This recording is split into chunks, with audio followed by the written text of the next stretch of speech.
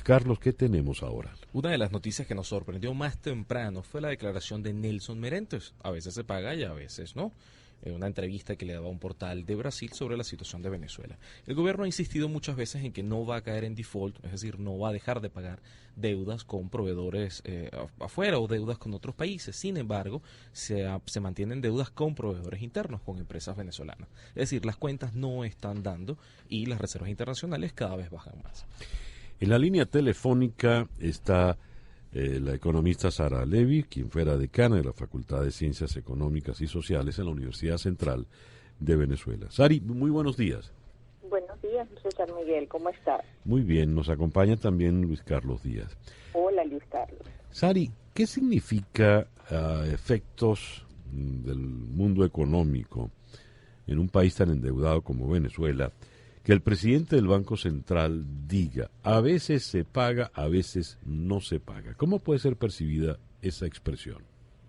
Bueno, pues sumamente contradictorio frente a la anterior que señaló, donde se indica que Venezuela no caerá en default. O sea, por un lado dices que a veces se paga y por el otro lado dices seguro pagaremos.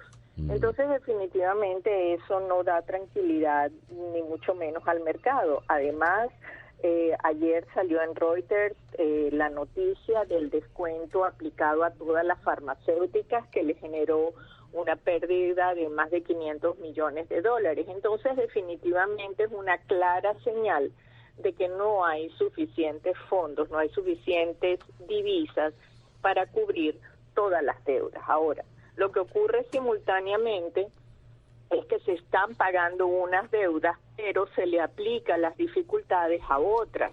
Es decir, se están cancelando lo que tiene que ver con el vencimiento de deudas de PDVSA y deudas de la nación, pero lo que es a proveedores venezolanos, mejor dicho, a proveedores de empresas venezolanas, o en este caso a las farmacéuticas, para poner el ejemplo específico, es a las que se les aplica las dificultades cambiarias. Y entonces, por ejemplo, se les paga con una mezcla de instrumentos, entre ellos papeles gubernamentales, según señalaba Reuters, el bono 2024 de PDVSA fue uno de los que, por lo visto, fue el más utilizado y por eso cayó en su precio al ir a la venta.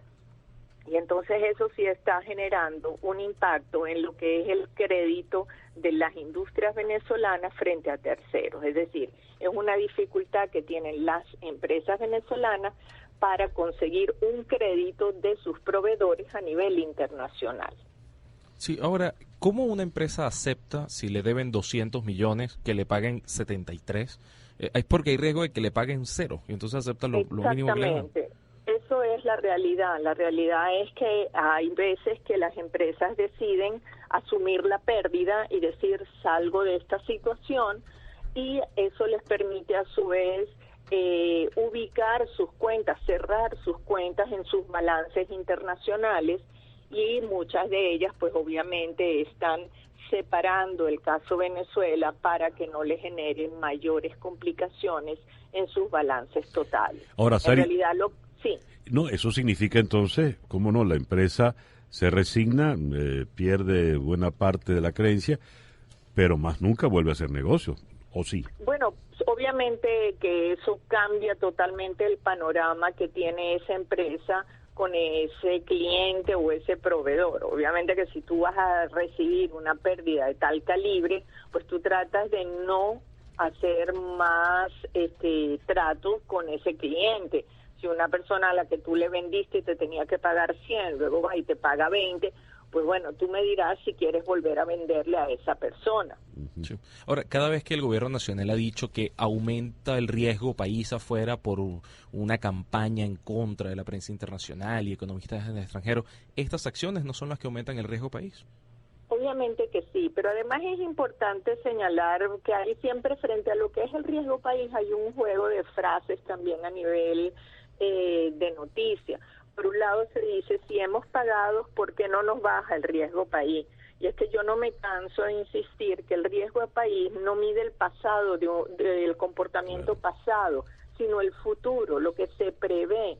va a ser un país. Y si tú ves un país que efectivamente te paga descuento, unas cosas sí te las paga, no termina de arreglar sus cuentas internas, uno observa que el precio del petróleo, aunque tuvo una pequeña subida ayer, digo yo, más que todo por el planteamiento de China de que va a tratar de mantener su crecimiento en más de alrededor del 6,5%, eso no va a ser suficiente para arreglar las cuentas venezolanas.